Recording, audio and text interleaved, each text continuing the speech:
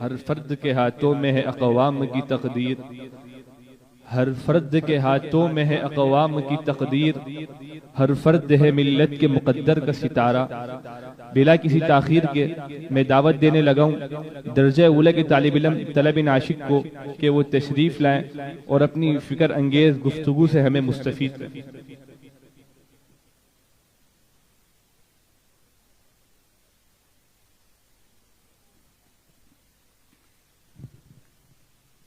الحمد لله وحده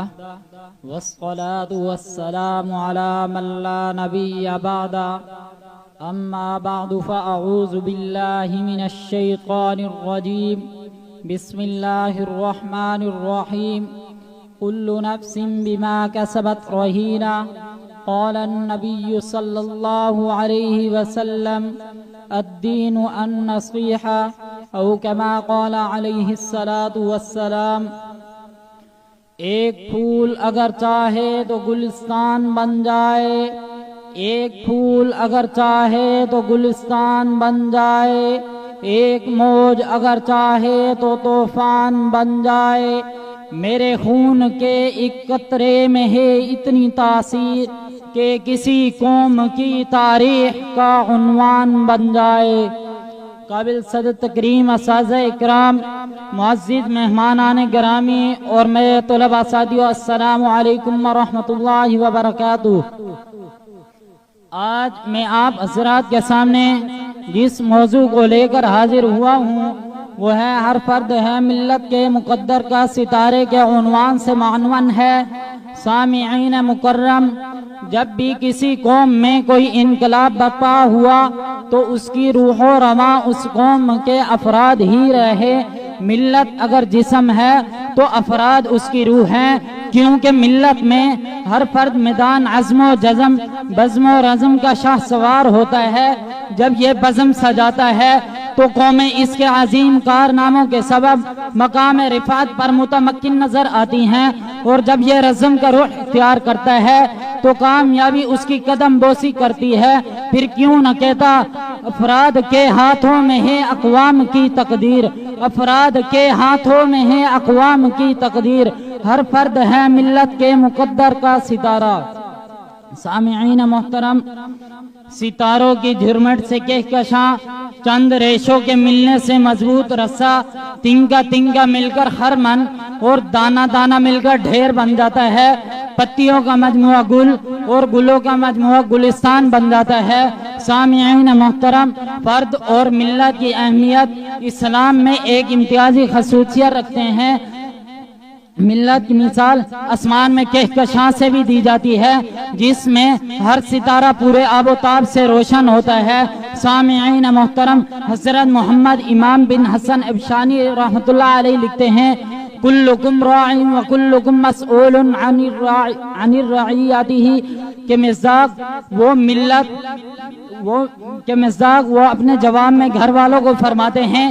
کہ پوری قوم اسی لیے سو رہی ہے کہ قوم کا امام جاگ رہا ہے۔ اس کے بعد خود رب ذوالجلال نے فرد اور ملت کی اہمیت بیان کرتے ہوئے سورۃ بنی اسرائیل کے آیات نمبر 84 میں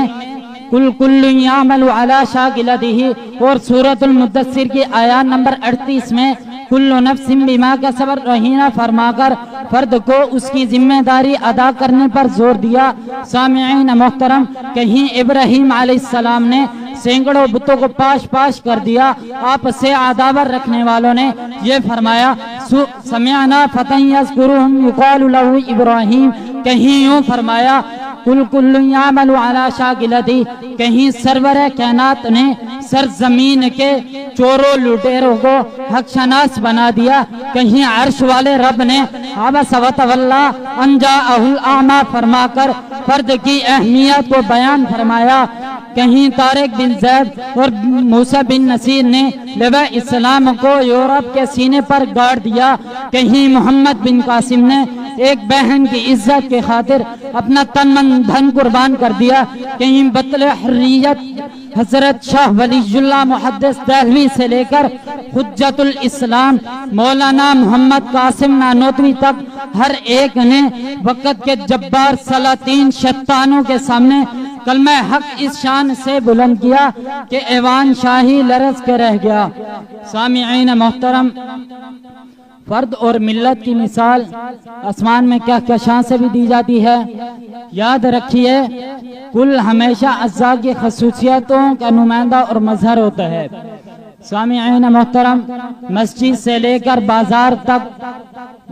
جھونپڑی سے لے کر شاہی محلہ تک، دن سے لے کر رات تک، رات سے لے کر دن تک، پیدائش سے لے کر موت تک، ہر فرد اپنی ذمہ داری ادا نہ کرے تو پھر رب ذوالجلال کا قول بھی سن لیجئے،